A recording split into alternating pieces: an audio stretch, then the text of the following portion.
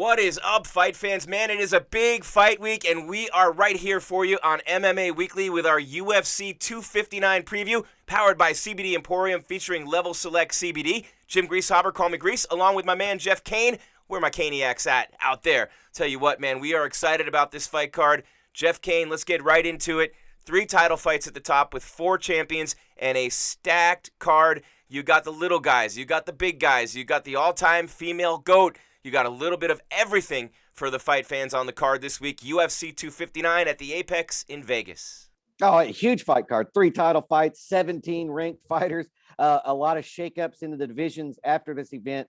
Yeah, man, we got former champions, current champions, GOATs. This is a crazy fight card, man. Yeah, and a couple people on this card who want to be GOATs, right? Think about that with Israel Adesanya, Jan Blachowicz, who at 2-4 in the UFC in 2017 was in danger of getting cut until his girlfriend/manager saved the day and basically begged for his job. He made some changes and went back to his original team that had him as a K1 champ in Europe, and then he's been on a tear ever since then. So Jan Blachowicz puts the light heavyweight title belt on the line against the style bender, Israel Adesanya. And Jeff, man, Adesanya might be the most talented striker in the UFC overall, kickboxing legend. He's done everything he can do right now at 185. He's cleaned out the top of that division. Now he's looking to add that second belt at light heavyweight, and he's not gaining all the weight going up there to do it, so he's going to keep his quickness, he's going to keep his cardio, and all those things about the same as you would see them in a middleweight fight. So Adesanya's been in these events before, Blachowicz has been in these events before, and it's not John Jones like Blachowicz wanted when he first won the belt, but he has got a big-time title fight this weekend against the last stylebender. And one of the things that I love about these big fights, big fights, is you can feel the tension in the air. You can cut it with a knife. And with a guy like Adesanya, he's right here on the cusp of superstardom, and he's getting close. Maybe a win in this fight and a second belt pushes him even further and gets him more ingrained into the minds of MMA fans, makes him more bankable and much more of a star. Yeah, but he's got a tall order in this one. He's going up, and as you brought up, he's not gaining weight. He's going to weigh in, in the lower 190s for this fight. And he's doing that to keep his speed and his mobility. But if he can't hurt Jan, then I feel like Izzy's it's going to be a long night. He's going to have a bigger guy pursuing him for 25 minutes. That's the biggest question for me heading into this fight is, does Adesanya carry power at 205? And he very well might have enough power just without gaining weight or gaining muscle mass or anything. That's what we're going to find out on Saturday. I don't know that he does, man. Jan's a big dude. Yeah. And this is a tall order, but it just says the confidence that Israel Adesanya has in himself, because not only does he think he can win this belt, he thinks he can go up another division. This is a very difficult matchup. I've gone back and forth on this one a bunch of times, because I can see, is he just outpointing him for 25 minutes and taking a decision? Or if he does have the power, he can knock Jan out. But if he doesn't have the power and Jan realizes that he can kind of walk through Adesanya's punches, then Jan's gonna have his hand raised. The one thing I think of when I think of Izzy, he couldn't hurt Yoel Romero. And Yoel's in the light heavyweight tournament in Bellator now, but Yoel built like a brick shithouse. He's a light heavyweight in a middleweight's body anyway, so he couldn't hurt him. But he has put people to sleep, and people who hadn't been put to sleep. He has crushed Robert Whittaker. He outlasted Kelvin Gastelum. In that fight, had it gone 5 more seconds, would have been stopped, and it would have been a finish for Izzy. So I see Kelvin and I see Yoel as the 2 hardest guys to hurt that Izzy's fought, and Kelvin went the distance with him. Yoel went the distance with him, and he wasn't hurt at all. But Izzy did take Yoel Romero's best shot. He got popped in round 1 with everything Yoel had, got crushed. He survived it. He outlasted Romero and got the win. But for Blachowicz, he has even more power in that right hand. I mean, what he did to Dominick Cruz, he didn't just beat him. He literally beat the shit out of him and rearranged his face in the process. Yeah, and you brought up, the Gastelum fight. Gastelum hit Adesanya several times, and I don't think he can take those shots from Jan. I just don't. And this is crazy. I'm probably going to go with Jan in this fight. Not because I think that he's so much better than Israel Adesanya. It's because weight divisions and size matter. Now take that with a grain of salt, man, because Israel Adesanya is absolutely a phenomenal fighter. And he can win this fight.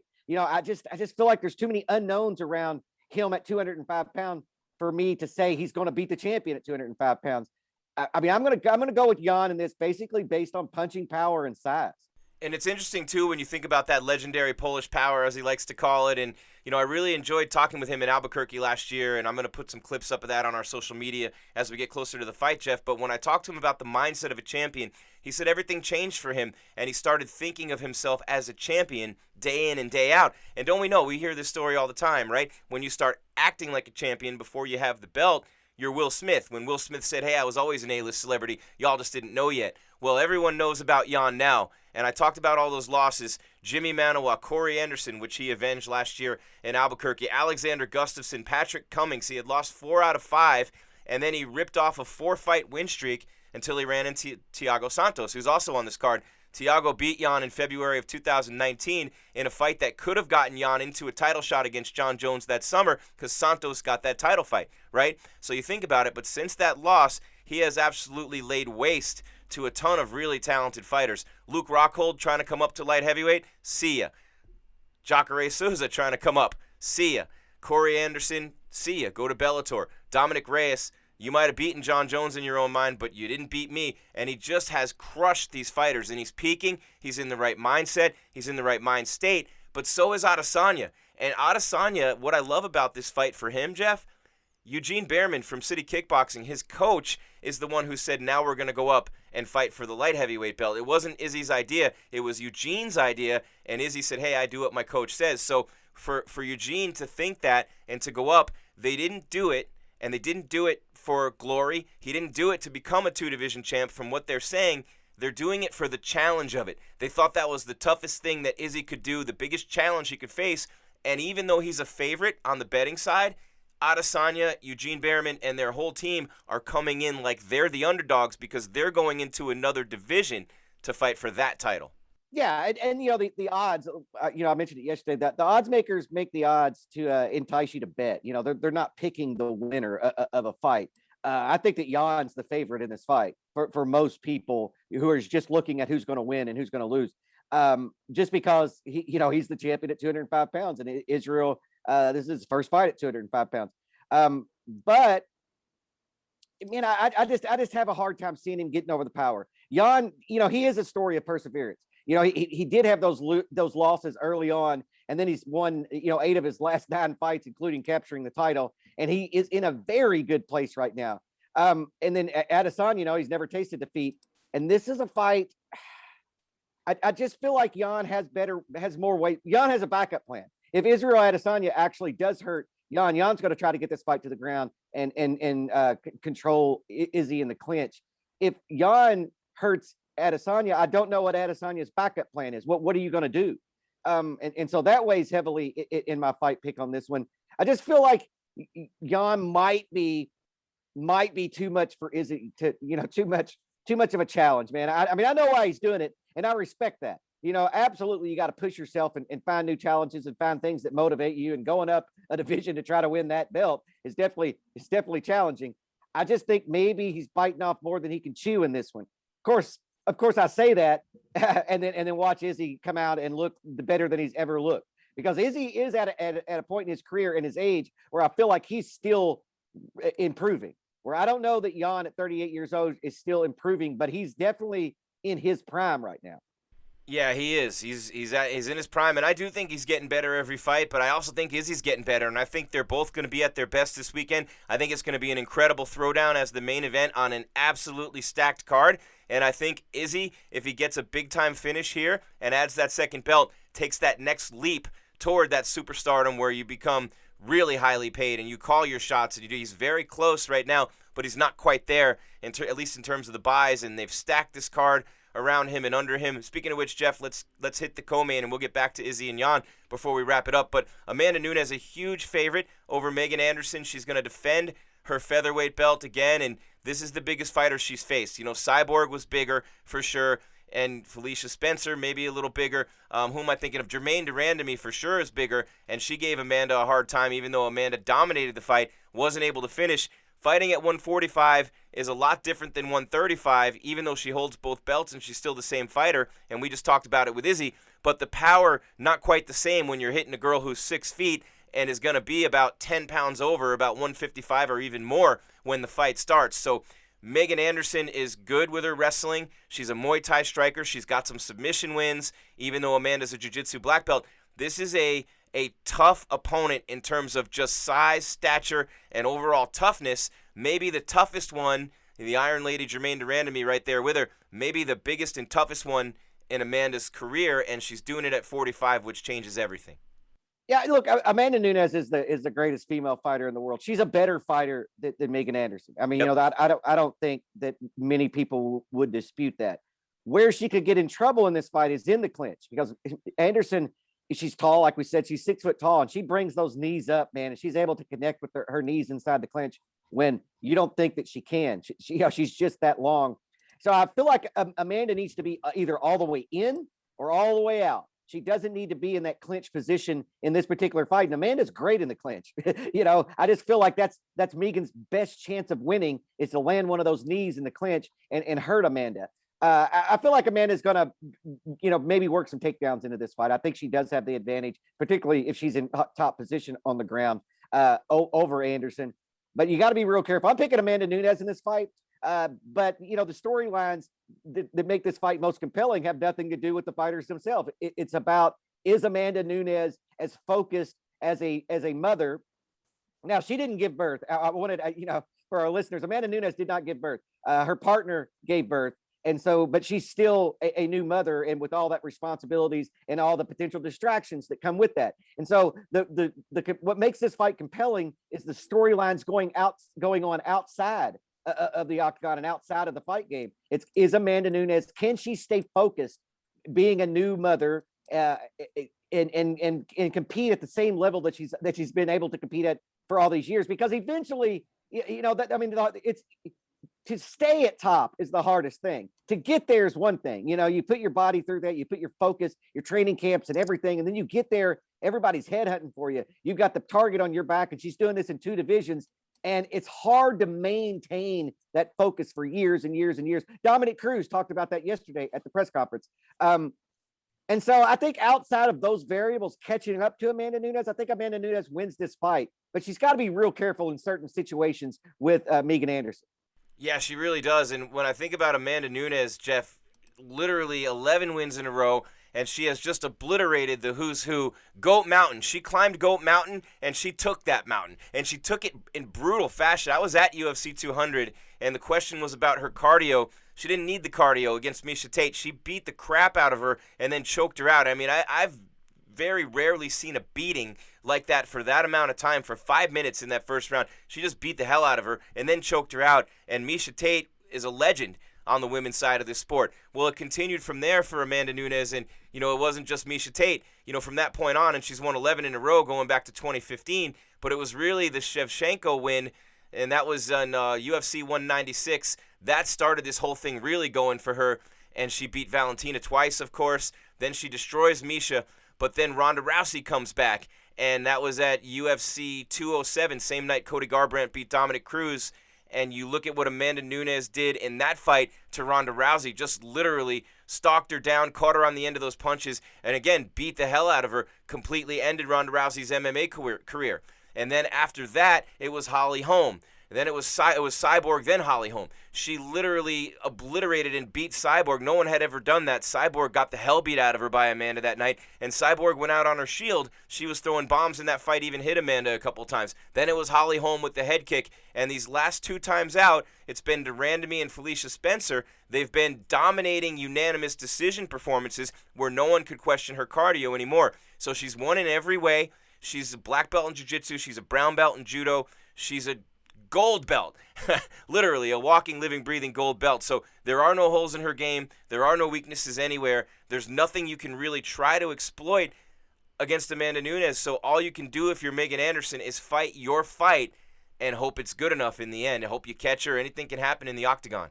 I think that where we've seen people have the most success against Amanda Nunes is people who can take her down and get top position like Valentina was able to in those fights. I don't think until the Miesha Tate fight, you know, we had all heard, Amanda Nunes hits hard. She hits hard. I don't think Miesha Tate realized just how hard Amanda Nunes hit. I think that the world recognized after that fight, because Miesha Tate's a tough out, and to see her just get battered, and then you know what she did to Ronda. She beat Holly Holm at her own game. She beat Cyborg at her own game. It's everybody knows now. It's no secret that Amanda Nunes hits as hard, as any 145-pound person on the planet, male or female. And so I feel like Miesha Tate kind of was the one that was the victim of that. They're like at that point she was like, holy shit, Amanda Nunes hits really hard. Mm-hmm. And then now it's out of the bag. Megan Anderson knows that. And so you can't go in there and fight Amanda the same way that Holly did or Cyborg did, or man, you're going to go to sleep. And so Megan has to fight this fight really, really methodical. But I think where people have had the most success is the ones that's been able to get Amanda down and gain top position. Off of her back is where she's the least dangerous.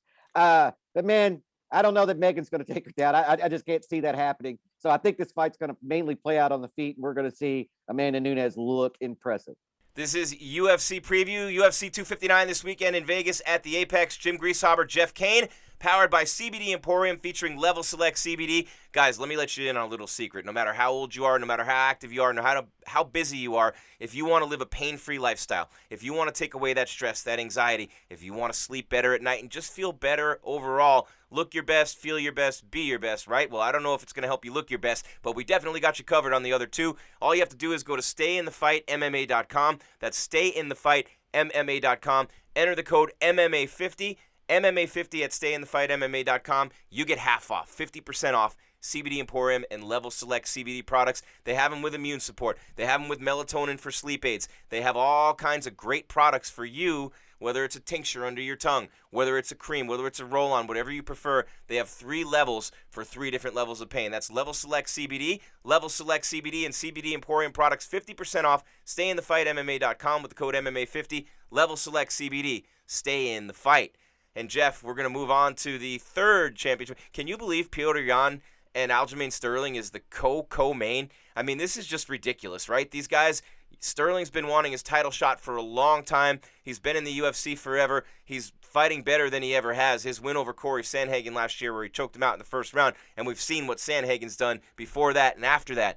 That's super impressive. He finally gets his shot against Yan, and when you think about Petr Yan, he's only been in the UFC since 2018, but he's made the most of every single fight, and he's been phenomenal. I mean, his last few, John Dodson, Jimmy Rivera, Uriah Faber, and Jose Aldo. What he did to Faber and Aldo, that's almost criminal activity. The way he beat those guys and just bludgeoned both of them, you've really never seen that happen to Faber or Aldo the way that it did at the hands of Petr Yan, a brutal, brutal striker, boxer, and Muay Thai guy at 135 with that belt around his waist. Yeah, this is an interesting matchup. I think it's a matchup of conflicting styles. You got the Funk Master down here who's gonna want to get this fight to the ground. He's a better grappler. He's a better jiu-jitsu player. And then you're going to see Yan want to keep this fight at distance and avoid those situations. It's going to be interesting to see if Jan's able to use those leg kicks. That he's able to hurt a lot of people with in the past against Aljo, who's going to catch one of those leg kicks and try to take him down. This is a very interesting fight. I think that this has Aljamain Sterling walking out of there with the belt written all over it. Wow.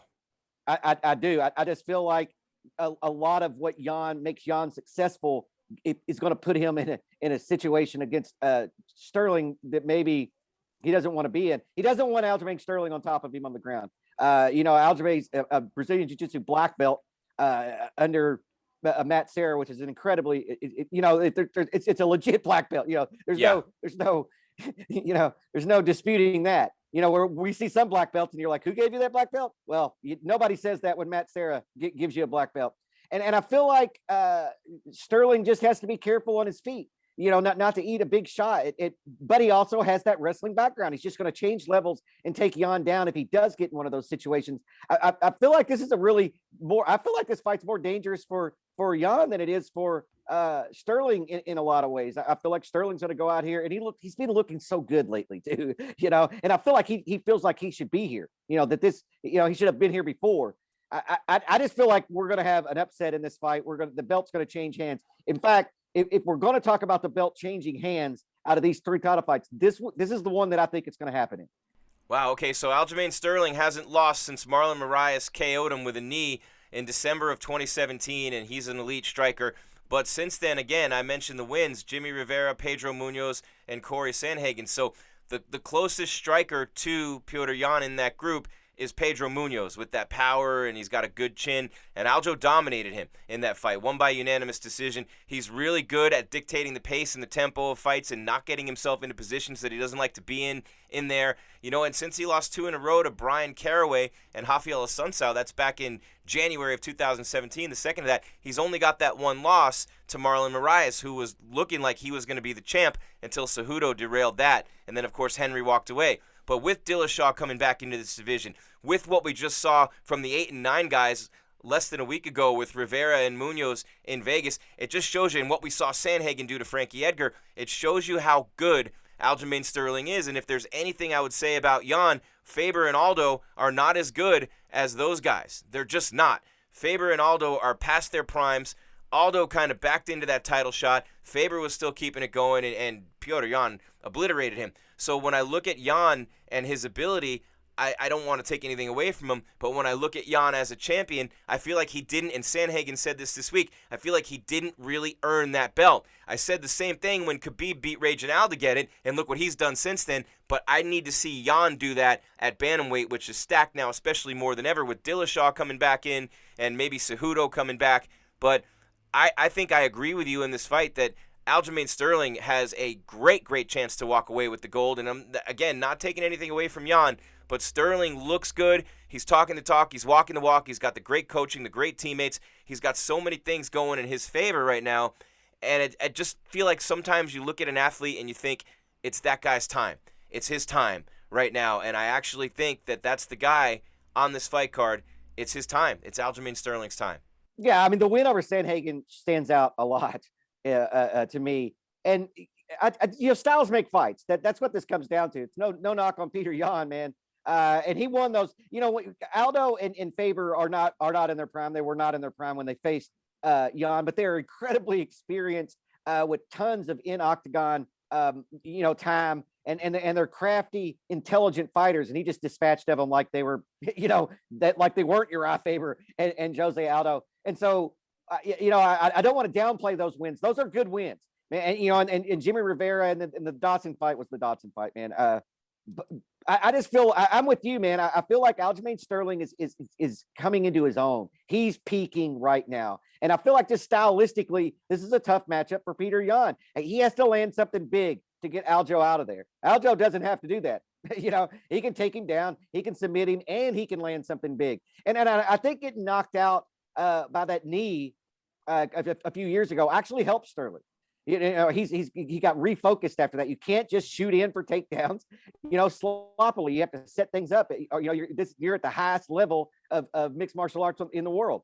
And I feel like that helped him, and we've seen it, man. He's been on a tear ever since. I feel like the Funk Master's going to have that strap around his waist at the end of Saturday night. One that we talked about a lot earlier this week, Jeff, when we did the live show for the press conference, and the one where Dominick Cruz owned the stage, and we heard from everybody but the 6, main, co-main, and co-main championship fighters, Islam Makhachev. And he's got a tough test, his toughest test against Drew Dober this week. But the hype train, all the talk from AKA, from DC, from Khabib Nurmagomedov, and he's Khabib's training partner, and Coach Javier Mendez saying he has gold in his future, will definitely be top 5 by the end of the year. He hasn't fought in a couple years. He doesn't have a big name win on his resume. Remember, he was going to fight RDA when Paul Felder stepped up and took his spot in the main event late last year. So he was unable to, to showcase, and that was a big jump for him in RDA, a bigger jump, I would say, than Drew Dober.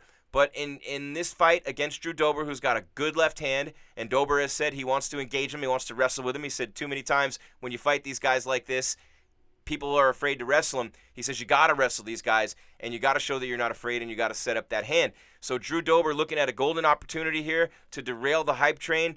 Islam just looking to keep it going and maybe move up and get a top 10, top 5 partner, maybe like a Beneil Dariush, or ranked even higher in his next fight.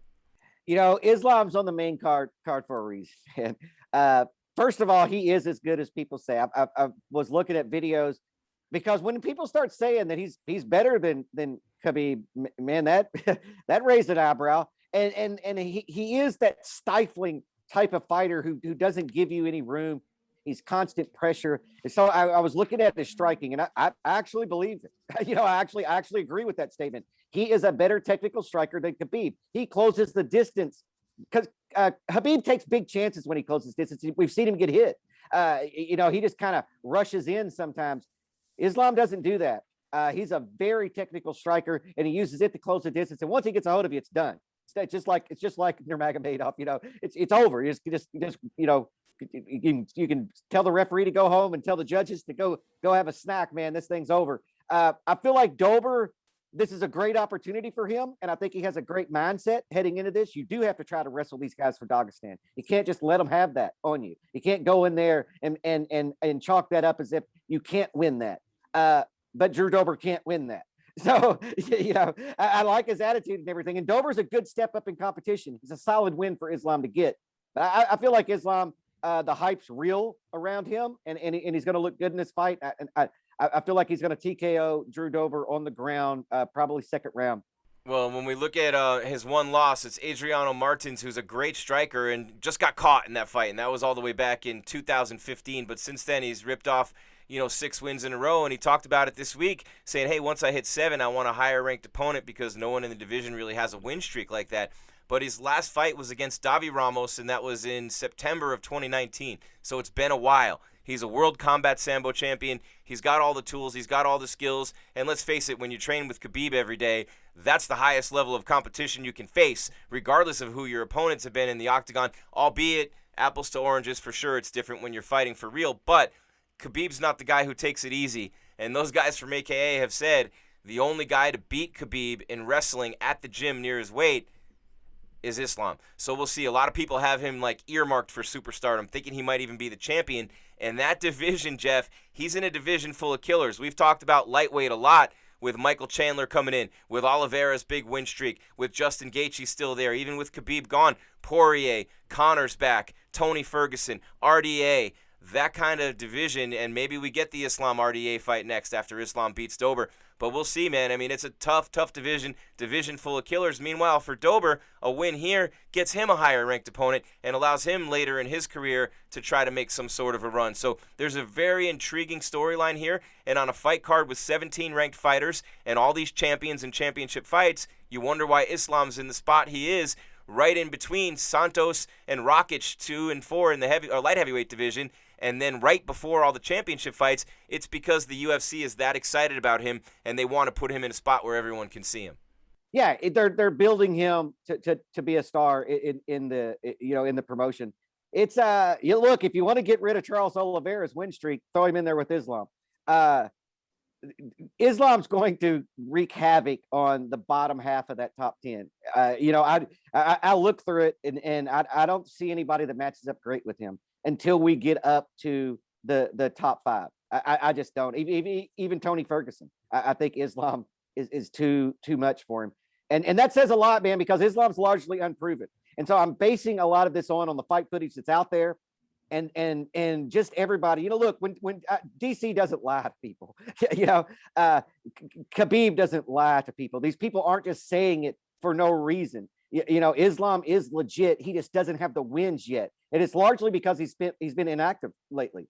If he wasn't inactive lately, he would have a lot of these wins. So I think that this is his coming out party. He's on the main card. He's slotted with with 3 title fights, all these ranked fighters. And I think Islam's going to come out of this fight looking really good.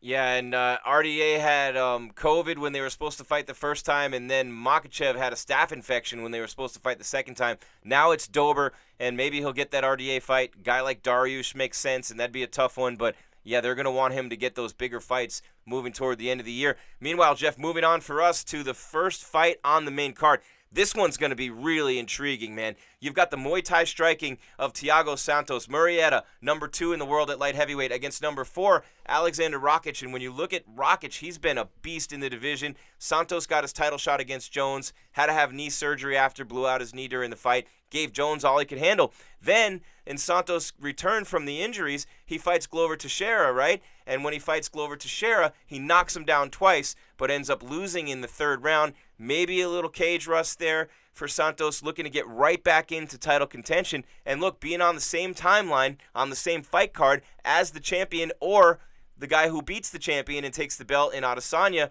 you're right there for a title shot with your next one.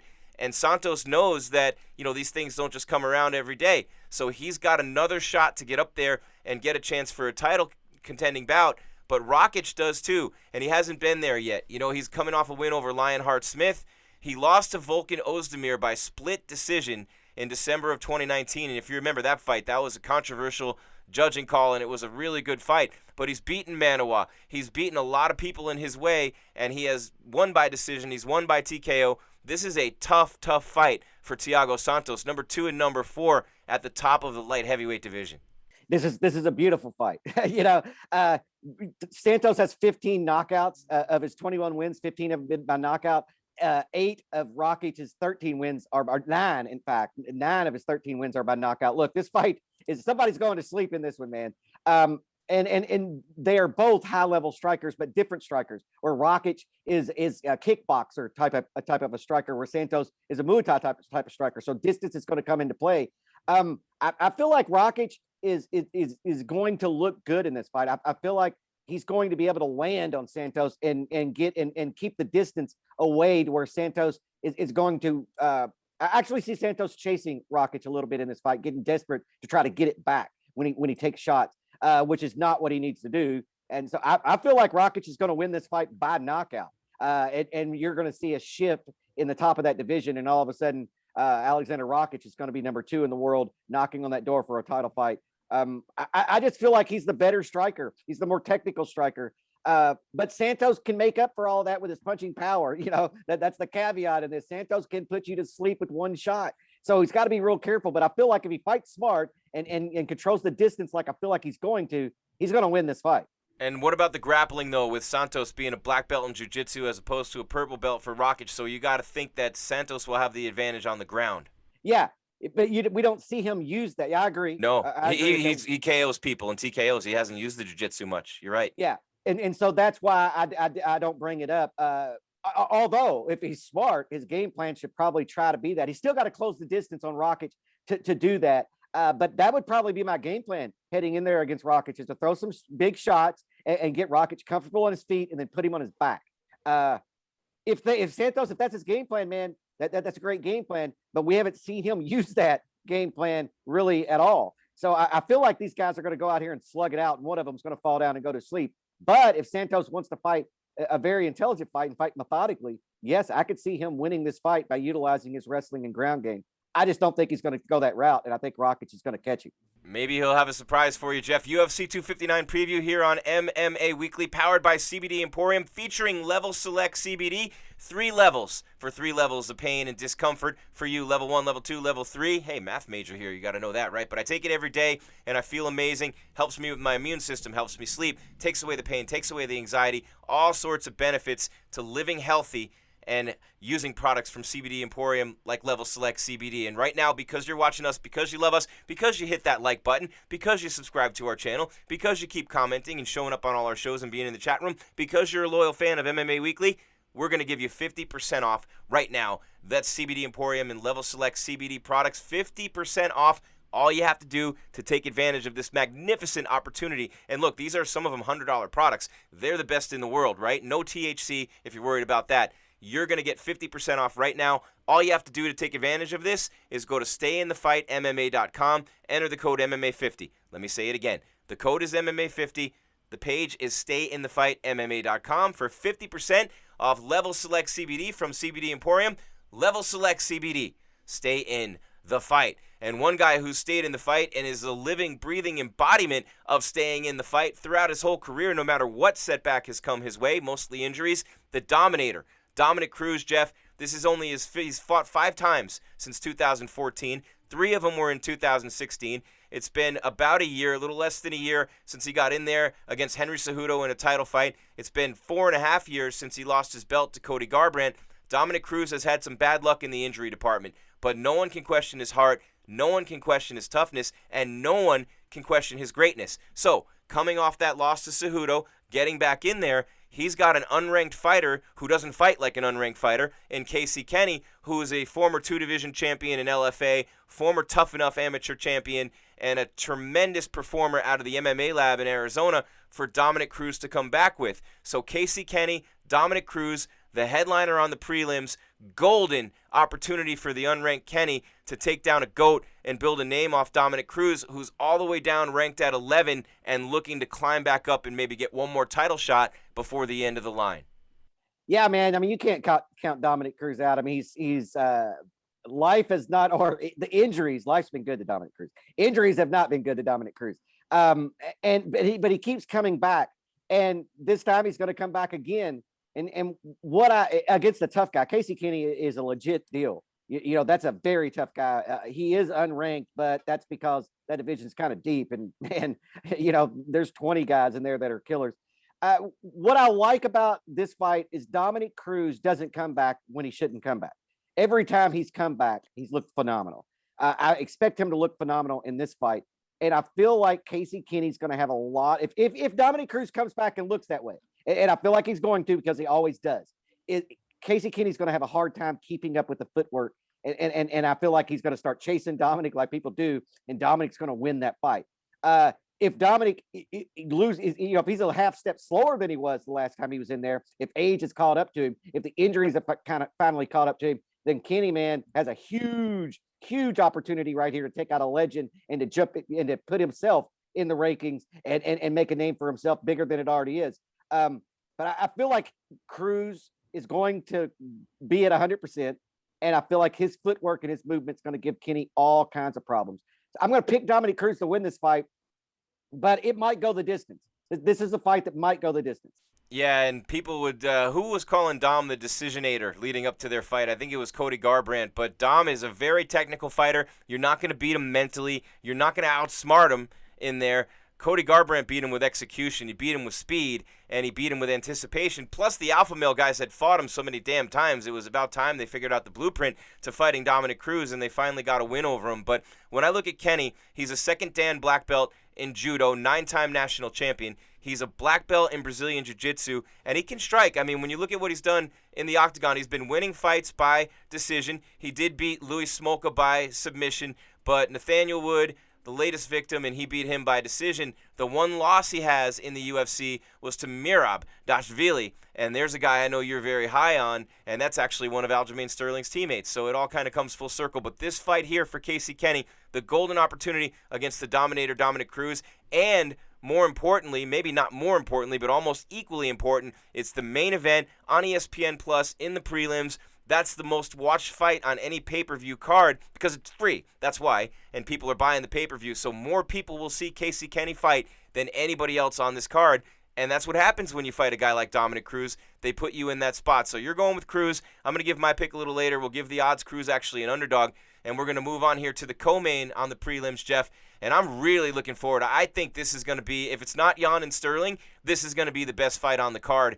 And it's Song Yadong, who's ranked, I believe, 13th against Kyler Phillips, the Matrix, unranked. And Kyler is a guy, I called one of his amateur fights for Rage in the Cage in 2015. He did a backflip at the end of the fight. He's super athletic. You see him and his teammates getting ready for this fight. You see the break dancing. You see the cartwheels, having fun, letting the hair fly, one of that new generation. But I'll tell you what, he is an absolute beast in the cage. Speaking of Kyler Phillips, the jiu-jitsu's on point. He's a precision striker, and he's on a win streak too. So Song Yadong and Kyler Phillips, you're going to see some fists, some feet, some high-level grappling in this fight. There's nothing these two guys can't do. Yeah, this preliminary card on ESPN Plus is crazy. I mean, this is bantamweights and flyweights. It's just gonna be action packed. I agree. This is a great fight. Song Yadong is ranked number 14, and we know what he does. Kyler Phillips, though, as you brought up, is a live dog. I don't know if he's the underdog, but he is an unranked fighter who has a huge opportunity right here to showcase his skills in the spotlight, heading into a huge UFC pay-per-view. And I like the way he matches up in this one.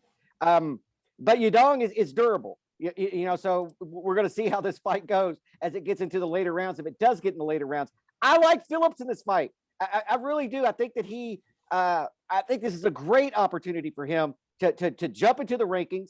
To kind of his announcement that I'm here in the UFC. This is a very talented kid, and I know that you're high on him as well. I don't know if I think that he's going to have a huge impact immediately, but I feel like this is his coming out party in the UFC. No doubt, man. And I think about it, Kyler Phillips is a guy who, for a long time, has, fought his way up from the amateur ranks, and he's here now. And, you love when guys get their opportunity and take advantage of it. He's actually a teammate of Casey Kenny's, who fights right after him, and Mario Bautista, who opens up the early prelims in a fight I'm pretty sure we're not going to have time to break down with so many great fights on this card. Jeff, moving on to the next matchup, Joseph Benavidez. I mean, this dude's the living, breathing embodiment of a professional fighter. And the one thing that, when he lost twice in a row to Figueiredo, everyone's that feel-good story. Benavidez can finally be the UFC champ after all those tries and this long career. The guy just keeps coming, whether it was against Mighty Mouse, whether it was he has the win over Henry Cejudo, whatever you think about that win with the point being deducted for the low blow and the questionable judging. He has the win over Henry, the only guy besides Mighty Mouse to beat Henry Cejudo in the UFC, which says a lot. But he's fought and faced everyone in this weight class at 125, and now he gets number 3, Ashkar Oskarov.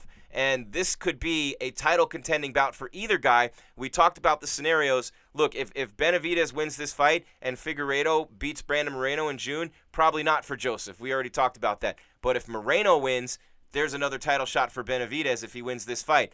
Ashkar Oskarov will probably get the title shot unless they bring Garbrandt down, no matter what happens in the Figueiredo-Moreno fight, with a convincing win over Benavidez here. A golden opportunity for him, and for Benavidez, found the motivation to fight again, and he says he's okay if he never gets another title shot. He's just doing it for the fun of it now, which I like to hear from a guy like Joe Jitsu. Yeah, I thought Joe sounded great yesterday. He sounded like himself. He sounds like he's in a very good place mentally. And sometimes getting that monkey off your back, that you're fighting, everything's for a title, and getting that off your back is a really good thing, and it seems like it is for Joseph Benavidez. Yes, he would rather have the belt, but having all that pressure and everything's towards a title fight, that's not what this fight's about for Joseph. I'm picking Joseph Benavidez in this fight, although I think this is also a potential fight of the night candidate. I just feel like Benavidez has been in there with everybody. He only loses in title fights. He doesn't lose non-title fights, and here we are in a non-title fight. And Benavidez has huge wins. He's incredibly fast. He's got knockout power. He just got clipped by Figueiredo, a couple of times. I feel like Joseph is back to where he needs to be mentally but he's a nightmare for the division because he's ranked number 2 here, and he's getting ready to, in my opinion, to defeat the number 3 guy. And like you brought up, he has 2 losses to the champion Figueiredo. So he's a nightmare for the division, but I feel like Joseph Benavidez is going to continue to be a pain in the ass for everybody at that weight class, and he's going to get a win on Saturday. So the former ACB champion, the Deaf Olympics gold medalist in wrestling, he's 80% deaf and can only hear 20% of what the rest of us can hear, which makes it hard for him to hear the corner. And we debated that a little bit on the press conference show a little bit earlier this week, Jeff. But he is a beast of a wrestler. He wins by decision.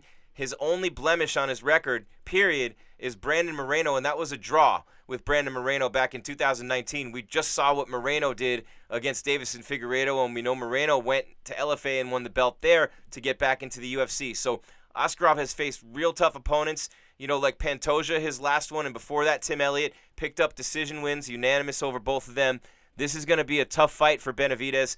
Oskarov, a game contender, but this is the 3rd fight down, man. This is absurd. This is the 3rd fight down on the prelims. Benavidez and Oskarov, 2 and 3 at flyweight. Yeah, Oskarov's gonna, he's gonna do what he does. He's gonna try to get this fight to the ground. But Benavidez and all those guys from Alpha Male have ridiculous guillotine chokes, and they're very well versed on the ground. I just feel like this is Joseph Benavidez's fight to lose. I can't see almost anyone controlling Joseph Benavidez on the ground for 15 minutes, including Ashkar here. But we'll see, man. We'll see. Is this kind of the end of the Benavidez era at the top of this division? I don't think so, but that's definitely a storyline. Yeah, I'm going with Jiu-Jitsu in this one, man.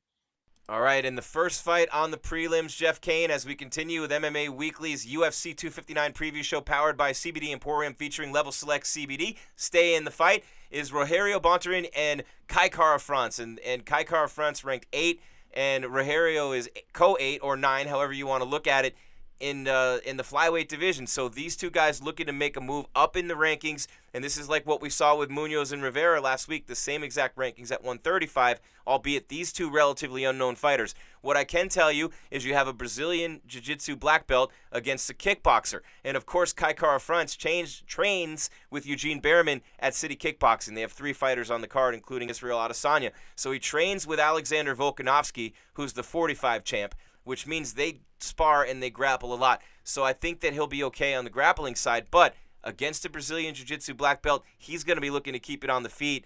This one really intrigues me because of that contrast in style. Which fighter can impose his will and fight his fight will go a long way to determining the winner in this one. Yeah, this is a really, really tight matchup. I mean, as you brought up, they're 8-8, tied for 8th, or however you want to put it. Put one of them in 8, put one of them in 9, doesn't matter. Yes, this is a conflicting style matchup. Both these guys are coming off of losses as well. And so they've got to have a win. You know, whoever loses this fight's going to drop considerably because it's going to be back-to-back losses. Whoever wins this fight is going to remain there or move up. Man, this is a tough one. I mean, I almost want to pick Rogerio in this one, but France, man, you can never count him out. This is probably the hardest pick on the fight card for me. All right, Jeff, before we get to our picks, and you've already picked a lot of the fighters, and we're going to give the odds, and we're going to wrap things up here, I do want to touch on the main event on the early prelims. They're on ESPN+. They're also on UFC Fight Pass.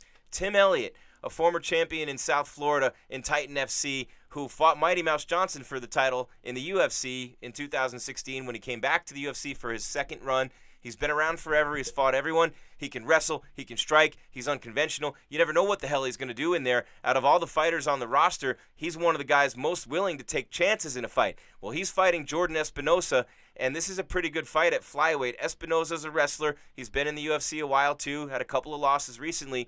Elliott appears like the better fighter on paper, but Elliott did say this week at the press day that he feels like this is a perfect opponent for him in Jordan Espinosa. Espinosa feels confident coming in as well. This is normally probably the 3rd fight down on a fight night card, right? And here it is headlining the early prelims, which puts it 5, 9, 10 fights down on the card. Yeah, this is going to go off early with 15 fights on this fight card. I love this matchup. I think it's going to be a compelling matchup. Both of these guys have suffered losses lately, but what stands out is Tim Elliott's losses are to the best people in the world. Yeah. And Tim Elliott's been in there, as you brought up. He's been in there with Demetrius Johnson and did well in that fight, honestly. Almost had a sub. I know. He is a very unpredictable, unorthodox, high pace, high pressure, unpredictable fighter. I like Tim Elliott in this fight. I like Tim Elliott just period. I usually pick Tim Elliott to win fights, except unless he's facing somebody in the top 5 or whatever. When he faces people lower than that, he usually looks pretty good. I'm picking Tim Elliott in this fight. I don't know if he'll win by submission or not. This is a fight that could also go to a decision, but I'm going to pick Tim Elliott by submission late in this fight. All right, there you have it, Jeff Cain. It's UFC 259 preview here on MMA Weekly. Subscribe to our channel. Hit that like button. Throw a comment in there. Let us know what you think about the 17 ranked fighters, the 4 champions on this card, the 3 title fights, headline, co-main, and co-main on this one. A stacked UFC 259. It's the preview show on MMA Weekly, powered by CBD Emporium featuring Level Select CBD. Go to stayinthefightmma.com, enter the code MMA50, and you get 50% off the full line of Level Select and CBD Emporium products. I take them every day myself. They're absolutely amazing. I'm letting you know that you'll feel better and be better every single day if you just go to stayinthefightmma.com, hit the code MMA50, try it out now. 3 levels for 3 levels of pain. Level Select CBD. Stay in the fight. All right, Jeff, I want to look at the odds now, man. We're getting there to that time of the show. Let's go from the bottom up where we started with Elliott, and you've already given your picks. But, you know, when I look at this fight, it's a tough one, man. All the way across the board, it's a tough one. But when I look at Tim Elliott in this fight and I look at the odds for this fight, which I just had in front of me and now I can't seem to find, Where did it go? Where did you go? Where did you go? There it is. All right, Tim Elliott's even. Jordan Espinosa, a -130 favorite. Not much of a favorite. Very evenly matched. Yeah, those are close odds, man. And I don't disagree with those odds. I think that the odds for this fight should be close. I give the edge to Tim Elliott because of who he's been in there with and just the unpredictable nature of his fighting style. But I don't know. There's no money to be made on that fight, though, Jim.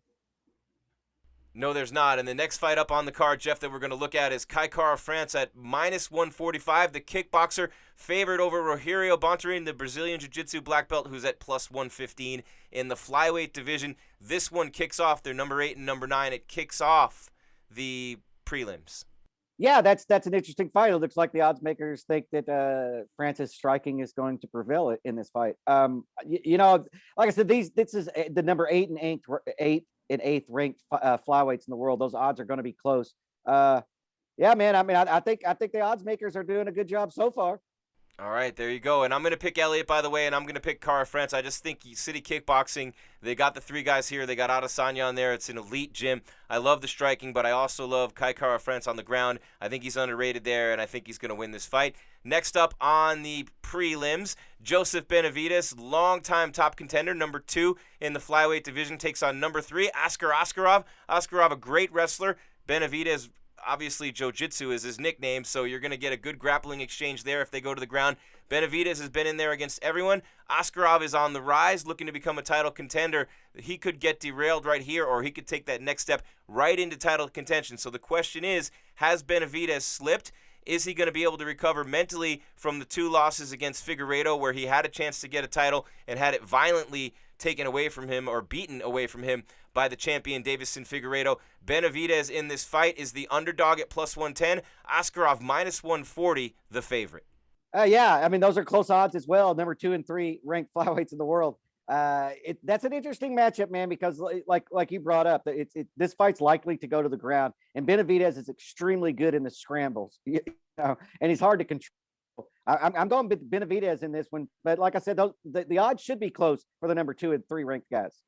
I'm going to go with Askarov in the and not the upset here because he's the favorite, but upset in terms of what the fans know and think with Benavidez. And I think that, when I look at Askarov, he's hungry. He's on the rise. He's had to overcome obstacles his whole life. He's 80% deaf. He's a deaf Olympian champion. But I have nothing but respect for Benavidez. I just think this is the fight that propels Askarov into that conversation and maybe gets him the winner of Figueiredo-Moreno rematch in June. Next up on the prelims, Jeff, we have the co-main event on the prelims. Kyler the Matrix Phillips, and he is taking on Song Yadong, number 13 in the world, at bantamweight. Yadong, a -150 favorite. Phillips at +120. More close odds. These odds are razor close.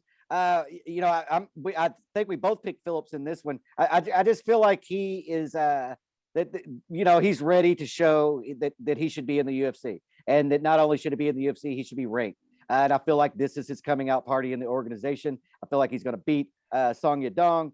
But yeah, man, those odds are close as well. Kyler Phillips by submission. That's a big advantage he has in this fight, is grappling and jiu-jitsu.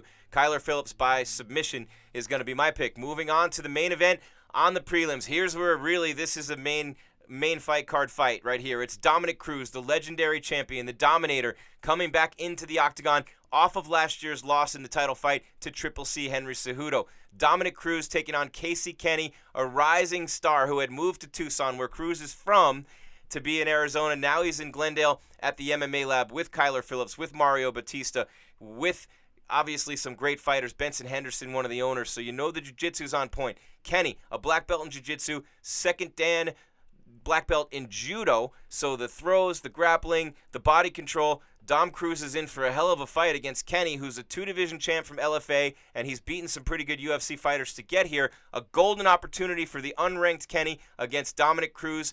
Kenny is a -135 favorite. Cruz at +105. He has not been the underdog many times in his career.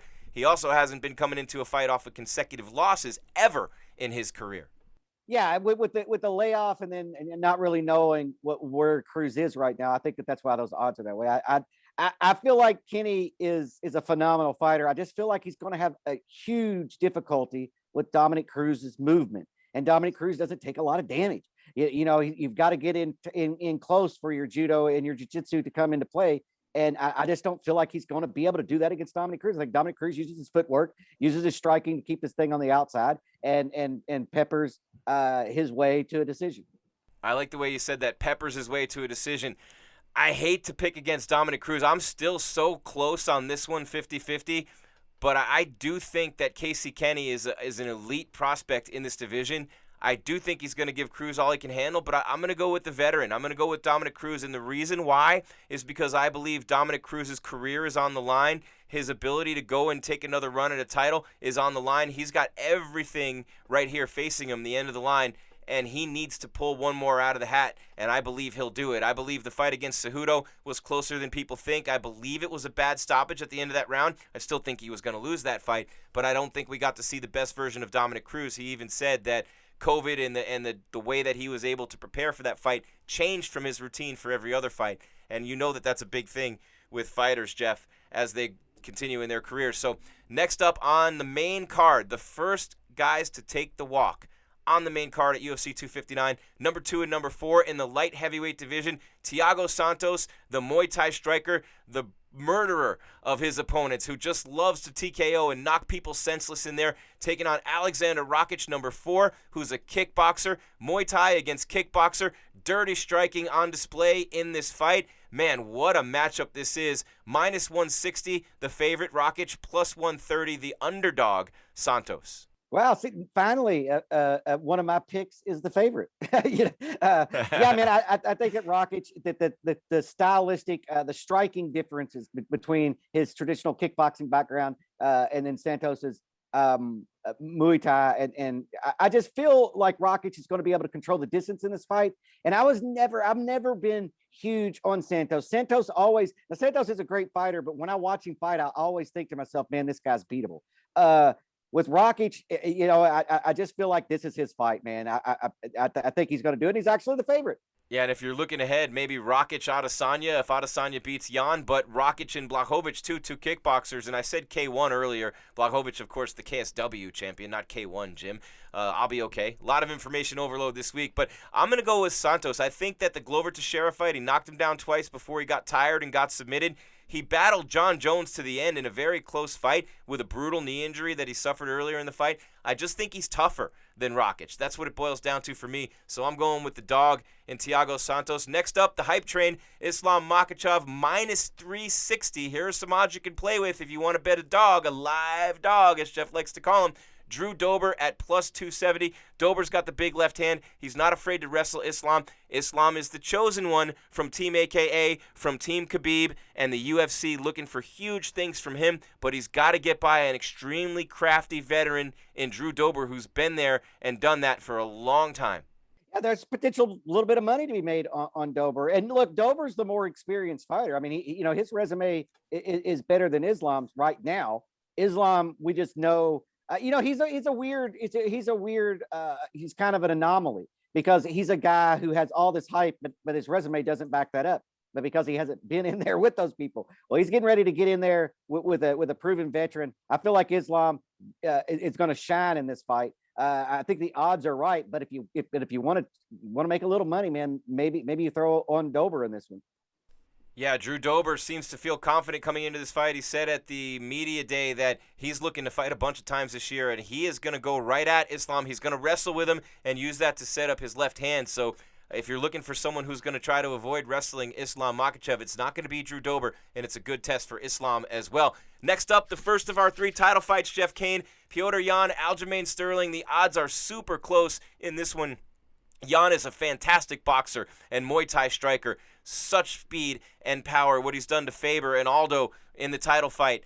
It's crazy to think of Petr Yan's power at 135. Maybe only Cody Garbrandt has more in that right hand, but Yan's got it all over. Very exciting fighter to watch. But Aljamain Sterling, is a jiu-jitsu specialist, the Matt Serra black belt. He doesn't just hand him out like candy. He's also very quick and very elusive. He's very, very good at winning fights by decision and taking away his opponent's strengths. He's going to want to stay away from Petr Yan in tight. He's going to want to stick and move. He's got great kicks, but he's also going to look for an advantage to get a takedown on Yan and bring it to the ground. So Petr Yan against Aljamain Sterling, the bantamweight championship on the line. The champion Petr Yan barely favored at -120. The Funk Master at -110. Both guys are minus money. Yeah, I mean, it's the number one contender against. That's just how close this fight is. You know, Jan is an amazing fighter with, like you brought up, man. He's got great boxing, and he's got great power for that weight class. But Sterling, man, I just feel like it's Sterling's time. I feel like that he has his skill set matches up beautifully with Jan in order to win that fight. I mean, yeah, man, I could be wrong, and Jan can land a big shot. That's for sure. We've seen that happen to Sterling before. It's been a few years. But I just don't think it's going to happen on Saturday. I think Sterling's going to have his way a little bit here. I think he's going to get this fight to the ground and do what he wants to with Jan. But every round starts standing, and so Jan is a very dangerous fighter. But I'm picking Sterling. I'm picking the belt to change hands in this one. All right, there you go. Jeff is picking Sterling, and so am I. I'm taking the Funk Master by decision. I think it's a unanimous decision. I think it's tough to finish guys in this weight class. I think Jan's been able to do it against Faber and Aldo, but this is not Faber and Aldo. This is a prime Aljamain Sterling who's ready for this shot. Jan doesn't have any advantage on the ground in this one at all. It goes to Sterling with his jiu-jitsu and the wrestling, but man, I just think it's his time. I think he has all the intangibles. I think he's been hungry. He's been waiting. He's felt disrespected, and he has sharpened all those tools in his toolbox to get here. So I'm going with the Funk Master in the Bantamweight Championship fight. Next up, if you want an upset and you want a super live dog and a chance to win a whole bunch of money, Megan Anderson at 6 feet tall might be your girl. She's plus 650, meaning you bet 100, you win 650 to fight Amanda Nunes. And Amanda the Lioness, the female GOAT, the greatest of all time, is minus 1,100, meaning you have to bet 1,100 to win 100. Amanda has been unbelievable. She's taken out the murderer's row. Every single great female fighter of our lifetime, she's taken them out, whether it's Valentina, Ronda Rousey, Chris Cyborg, Holly Holm, Miesha Tate. All of them lie in the wake of Amanda Nunes. The last 2 times out, against Germaine de Randamie, against Felicia Spencer, she's won by decision. She's proven she can knock you out with that dynamite. She's so fast, so accurate with her striking. Her arms are long, and she hits you on the end of those punches. She's not going to have the reach advantage in this fight, but she's also great at getting in and out, sticking and moving, outpointing you.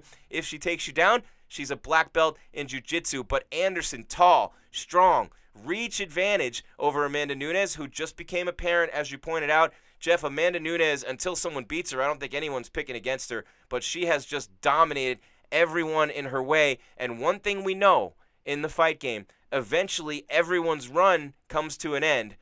Is this the time for Amanda Nunes? Is Anderson the girl to do it? Look, if you feel lucky, if you're watching all of the embedded, if you're lucky, punk. Yeah, and you watch the weigh-ins, and Megan Anderson speaks to you for some reason, man. And look, we're all going through, or a lot of people are going through tough times out there. And so I know that when I say if you got $100 laying around, look, I don't have $100 laying around, but if you have $100 laying around or an extra 20, maybe you throw it on Anderson in this fight. I'm picking Nunes to win. I don't see her being dethroned right now, and not by Megan Anderson. Although, I don't want to sleep on Megan Anderson. Do I think the odds are wrong? No, no, I do not. I think that maybe, honestly, Amanda could even be a bigger favorite in this.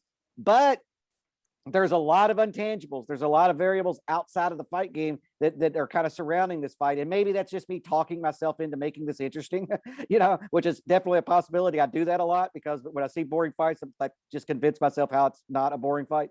I think Amanda Nunes is going to win this fight. I don't know if it's going to be by knockout or if she's going to take. Well, she's going to finish this by TKO. I'll say that. I don't know if it's going to be a clean walk-off knockout. I think she's more likely going to take Megan Anderson down and pound her out from the top position.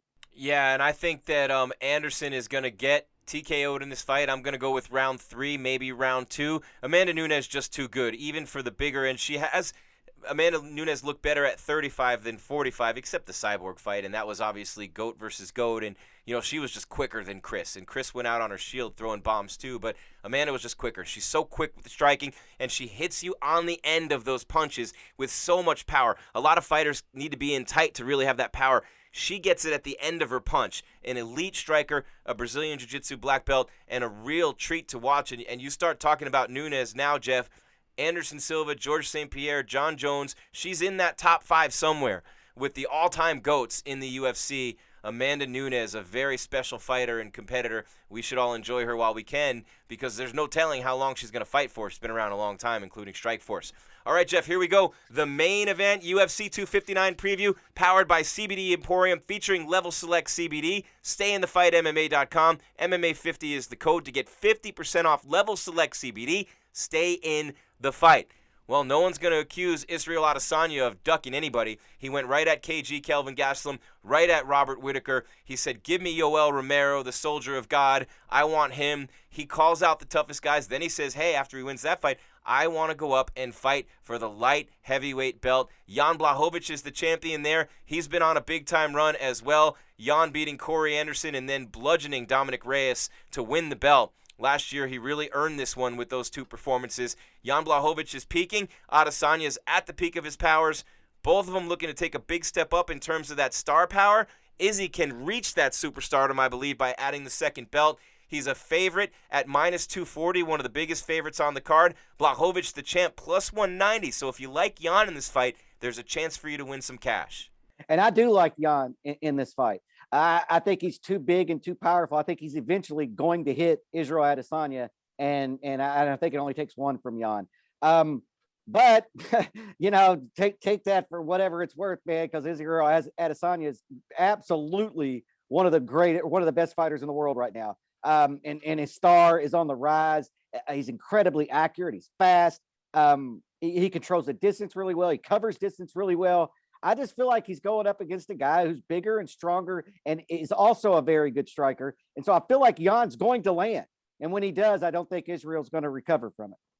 All right, so Jeff is picking Jan Blachowicz. I could go either way on this one, man. This is a tough pick for me. I love the speed and precision of Israel Adesanya. I love what he's been able to do, and he loves to say that technique beats power, and he's all about technique in the striking game. But there is one area of Jan Blachowicz's game that's underrated. He has some submission wins. His jiu-jitsu is pretty good, Jeff. So if this turns into Jan pressing Izzy against that cage, and they're in the smaller octagon at the Apex this weekend, if it becomes at close range and it's up against the cage or it goes to the ground, it's a huge advantage for Jan Blachowicz, and I feel like Jan's letting everybody think he's going to strike with Izzy, who has the speed advantage, and Jan's a great kickboxer. I know that, but I have a feeling at some point in this fight, Izzy's takedown defense is going to get tested. It's been great so far in the UFC, but not against a guy as strong as Jan Blachowicz. And Yoel Romero, an Olympic wrestler, the exception to that rule, doesn't really try to take guys down anymore. He likes to stand and trade and strike, which might be a reason why he's in Bellator now.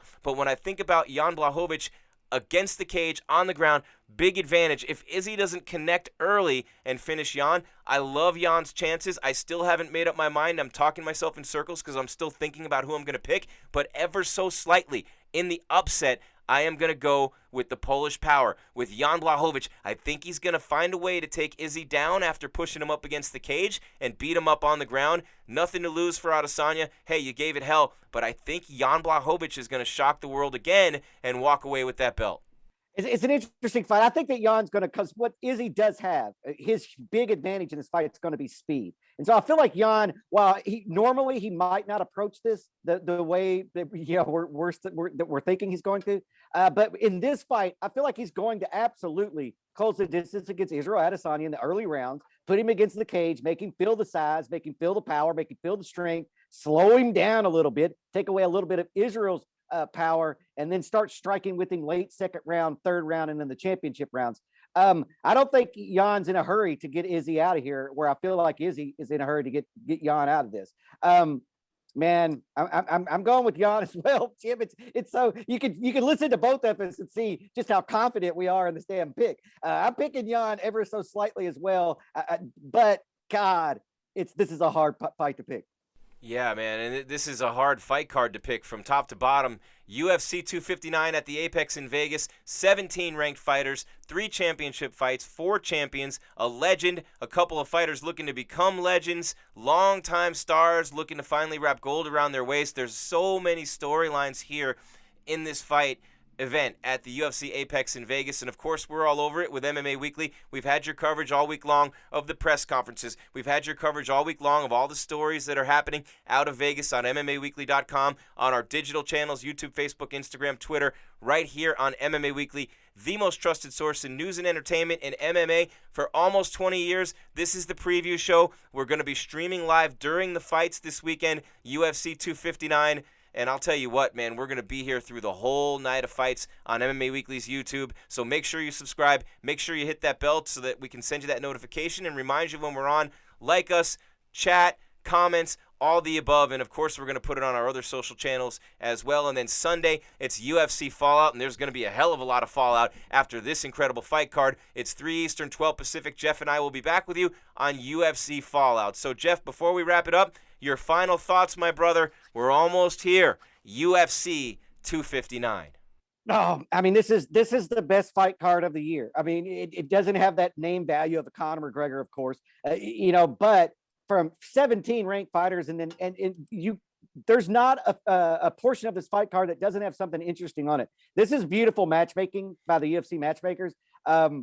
This is going to be entertaining, man. This is the event I'm most excited for so far this year. We've covered a lot of them thus far. This is the one that really got me, my eyebrow perked up and piqued my interest, because this is compelling fights all the way around. And then, like you brought up, we got 4 current champions, former champions. We've got a GOAT in there. This is just great. I cannot wait for Saturday.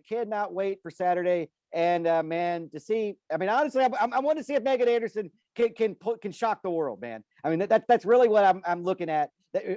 What piques my interest the most. Can Megan Anderson shock the world and beat Amanda Nunes, that looks completely unbeatable right now?